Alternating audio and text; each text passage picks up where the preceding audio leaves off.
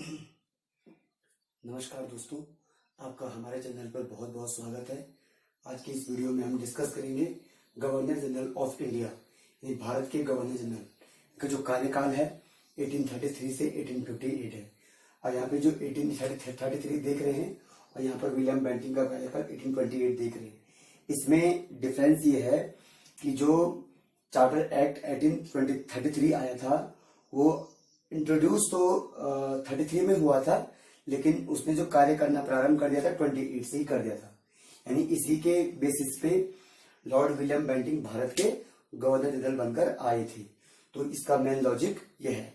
अभी हम जो पढ़ रहे हैं वो है गवर्नर जनरल ऑफ इंडिया। अब यानी कि अब अंग्रेजों का जो शासन था, जो उनका कार्यकाल था, जो कार्य था, वो अब बंगाल से हटकर भारत तक आ गया था। यानी अब बंगाल का गवर्नर क्या हो गया था, भारत का गवर्नर बन गया था।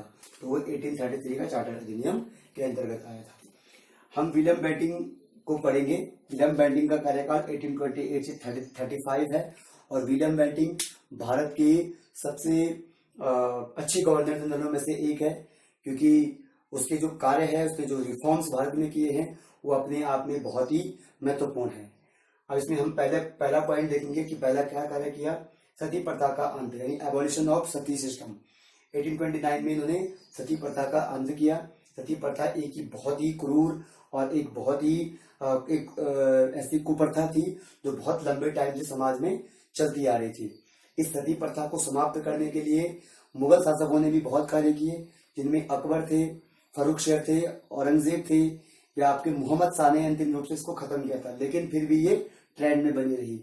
लेकिन जब लॉर्ड विलियम बेंटिंक भारत आए, इन्होंने इस चीज को देखा और आपके जो भारत के महत्वपूर्ण एक व्यक्तित्व रहे हैं राजा राम मोहन राय, उनके प्रयासों से उन्होंने 1829 में सती प्रथा पर एक कानून बनाया और इसको समाप्त कर दिया। तो पहला पॉइंट ये होगा। अगला है ठगी प्रथा का अंत 1833 में। भारत में ठगी का बहुत बड़ा प्रचलन था। सड़कों में, बाजारों में आम रूप से ठगी प्रथा का बहुत ही बड़े रूप में एक प्रचलन चल रहा था, जिससे लोग, जनता बहुत परेशान थी।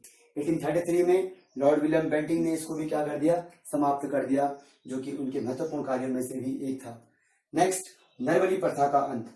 नरबली प्रथा का अंत का अर्थ है कि भारत की जो एजुकेशन व्यवस्था थी वो इतनी पिछड़ी हुई थी, लोग अंधविश्वासों के जाल में बंधे हुए थे।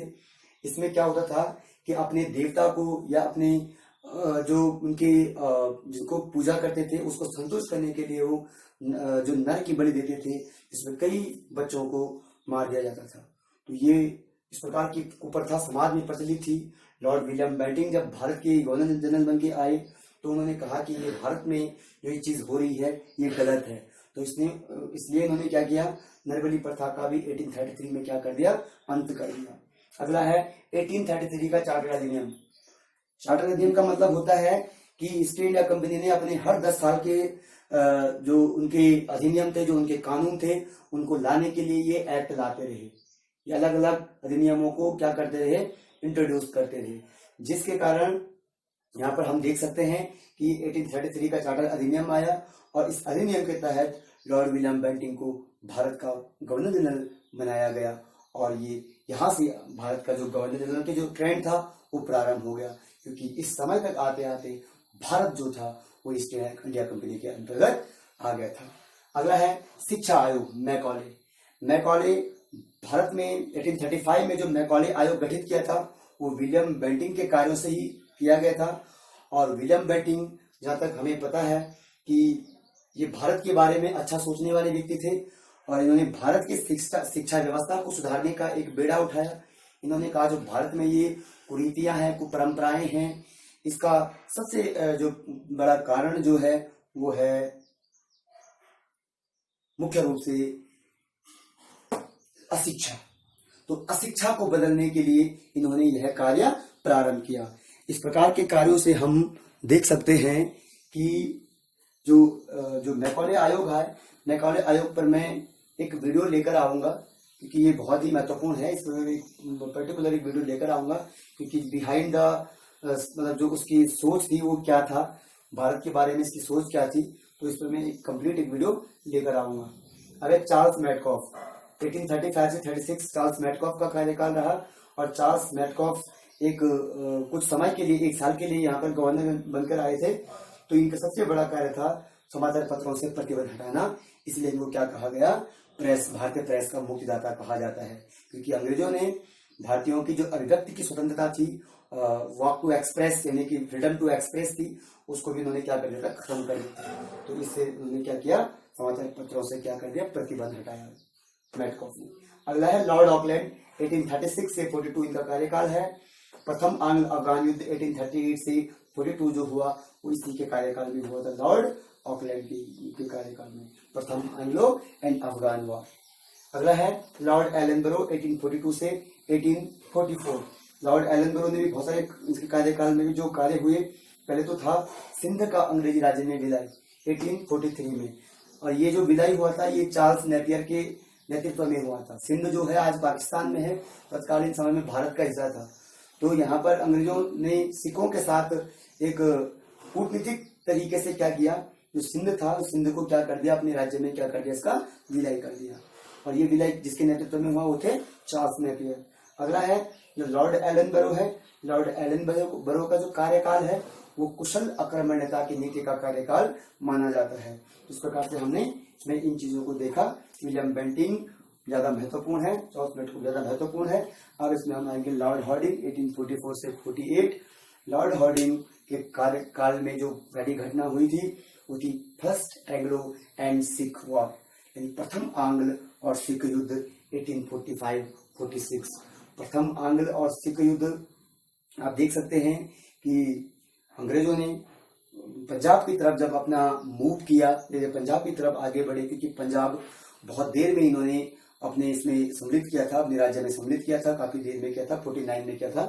तो यहाँ पर आप देख सकते हैं जो प्रथम आंग्ल सिख युद्ध हुआ, तो इस समय दिलीप सिंह यहाँ की शासक थे। तो यहाँ पे आप देख सकते हैं कि इस प्रथम एंग्लो सिख युद्ध के बाद इन्होंने लाहौर पर कब्जा कर लिया था। यहाँ पर एक बहुत बड़ी संधि होती है, और इस लाहौर की संधि के तहत आप हम यहाँ पर जो देखते हैं, इसमें ये लाहौर पर क्या करते हैं, कब्जा करते हैं, लाहौर इनके अंतर्गत आ जाता है। फिर अगले जो डलहौजी आते हैं तो सेकंड एंग्लो सिख युद्ध होता है। यहाँ पे हार्डिंग के टाइम पे ये महत्वपूर्ण घटना घटी। अब भारत के मॉडर्न हिस्ट्री में जो सबसे बड़ा जो रिफॉर्मर था, जो बहुत सारी नीतियों को, बहुत सारी कार्यों को, कुछ उसके अच्छे कार्य थे, कुछ उसके बुरे कार्य थे, उन सारे कार्यों को लेकर आया, वो थे आपके डलहौजी। डलहौजी को आधुनिक भारत का जो निर्माणकर्ता जो कहा जाता है, वो इसी को माना जाता है। क्योंकि जो सबसे ज्यादा जो डेवलपमेंट भारत के अंदर जो इसने जो किए, वो डलहौजी ने किए। डलहौजी का कार्यकाल 1848 से 56 रहा है। और आप इसमें पहली चीज देखेंगे, द्वितीय आंग्ल सिख युद्ध 1848 से 49, ये आपका डलहौजी के कार्यकाल में हुआ। जो कि प्रथम आंग्ल सिख युद्ध हार्डिंग के कार्यकाल में हुआ, तो द्वितीय आंग्ल सिख युद्ध 1848-49 में डलहौजी के कार्यकाल में हुआ। और 1849 में इसी के अंतर्गत जो पंजाब का अधिग्रहण था, जो पंजाब का विलय था, वो ईस्ट इंडिया कंपनी के अंतर्गत हो गया था 1849 में। यानी 1849 में पंजाब अंग्रेजी राज्य में विलय कर दिया गया। डलहौजी के कार्य की पहली घटना है। अगला है द्वितीय आंग्ल बर्मा युद्ध 1850, यानी बर्मा जो कि आज म्यांमार है, और तत्कालीन समय में ये बर्मा हुआ करता था। बर्मा से भी दो युद्ध लड़े गए, प्रथम एंड द्वितीय आंग्ल बर्मा युद्ध में बर्मा जो था वो ईस्ट इंडिया कंपनी के अंतर्गत उसका विलय कर दिया गया। अगला है व्यक्तिगत का सिद्धांत, doctrine of lapse. Doctrine of lapse का मुख्य अर्थ था कि जिस भारतीय राजा के, जिन रियासतों के राजाओं की कोई संतान नहीं है, तो वो उनका जो राज्य है वो ईस्ट इंडिया कंपनी में क्या कर दिया जाएगा, विलय कर दिया जाएगा। तो इस प्रकार से इस व्यक्तिगत के सिद्धांत के अंतर्गत सतारा, जैतपुर, संभलपुर, बघाट, उदयपुर, झांसी और नागपुर, इतने राज्यों का क्या कर दिया गया, विलय कर दिया गया। और यहीं पर से जो 1857 के रिवॉल्ट की जो आग थी, वो यहाँ पर से उस आग ने एक बड़ा रूप धारण कर लिया था। व्यक्तिगत का सिद्धांत भी बहुत महत्वपूर्ण फैक्ट में आता है कि किसने इसको इंट्रोड्यूस किया था, कौन इसको लेकर आया था, डलहौजी को हमें भूलना नहीं है। अगला है कुशासन का आरोप, 1856 कुशासन का आरोप। अवध का नवाब जो था, अवध के नवाब यानी लखनऊ जो आज है, अवध के नवाब पर कुशासन का आरोप लगाकर संपूर्ण जो अवध था उसका भी डलहौजी ने क्या कर दिया, ईस्ट इंडिया कंपनी में अपने राज्य में विलय कर दिया था।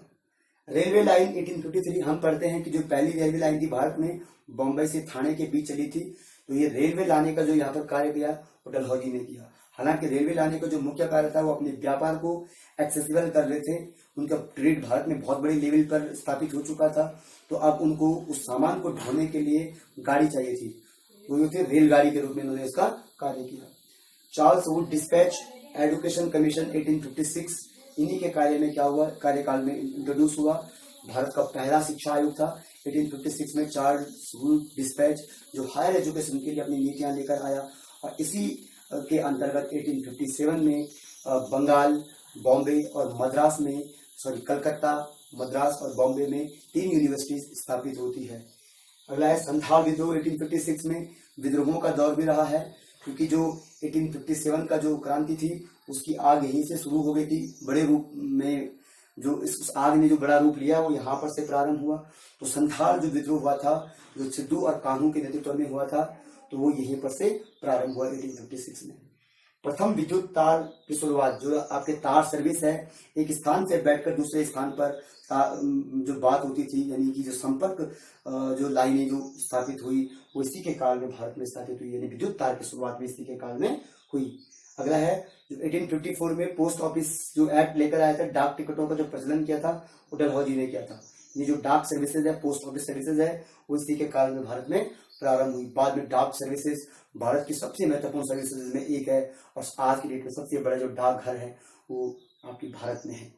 नेक्स्ट है पीडब्ल्यूडी की स्थापना, यानी पब्लिक वर्क डिपार्टमेंट, लोक निर्माण विभाग की जो स्थापना है वो भी डलहौजी के कार्यकाल में हुई, और ये अपने आप में बहुत महत्वपूर्ण बहुत महत्वपूर्ण रूप धारण जिसने किया। और आज जितनी भी पीडब्ल्यूडी का जो बड़ी बड़ी ऑफिसेज है उसका जो क्रेडिट जाता है इसी को जाता है। हालांकि डलहौजी की सोच भारत के पक्ष में नहीं थी कि भारत का विकास किया जाए।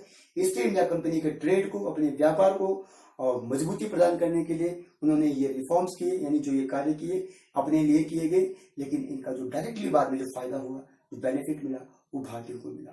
तो इस प्रकार से 1856 तक आपके डलहौजी का कार्यकाल रहा। फिर कैनिंग आई, तो कैनिंग भारत के अंतिम गवर्नर जनरल और पहले वायसराय थे। तो मैं कैनिंग को यहाँ पे डिस्कस नहीं कर रहा हूँ, जब मैं वायसराय पढ़ाऊंगा तो कैनिंग को डिस्कस करूंगा। हालांकि यहाँ पे मैंने 58 लिखा हुआ है, 58 तक कैनिंग भारत के गवर्नर जनरल रहे थे, लेकिन वो वायसराय भी थे, तो मैं सीधा आपको वायसराय से पढ़ाना स्टार्ट करूंगा। होपफुली आपको मेरा ये वीडियो पसंद आया होगा, और अगर आपको ये पसंद आया तो लाइक, शेयर और सब्सक्राइब करना ना भूलें। धन्यवाद।